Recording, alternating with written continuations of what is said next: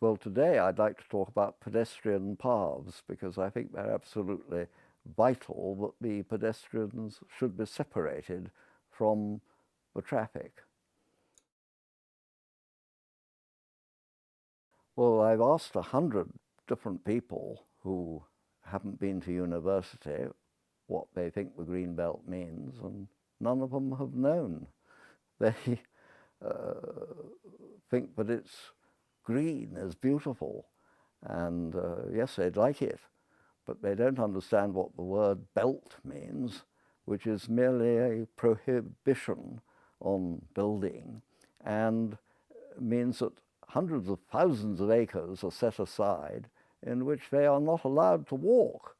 It's just private land, and in any case out of walking distance of where they live. But if there were genuine pedestrian paths, then everyone would have access immediately to a nice area and be able to walk to squares and extra places where there would be gardens that they could reach and never have to meet any sort of vehicle at all.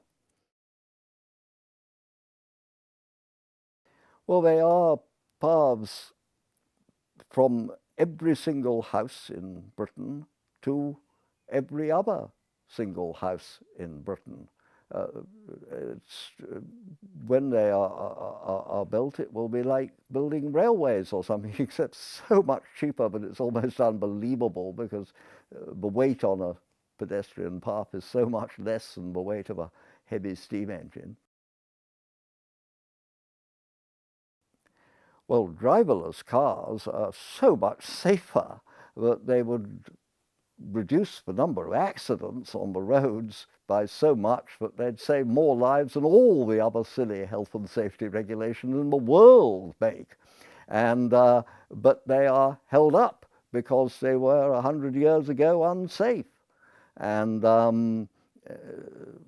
so driverless cars, especially if there are no pedestrians on the road, will be permitted to drive at 80 mph rather than 20 mph as they're being restricted to in Islington. Well, the cost of the pedestrian paths in existing cities is considerable, but in the new cities they would cost virtually nothing, and the houses would sell for more, and therefore fully cover the cost for the chap that was developing the city.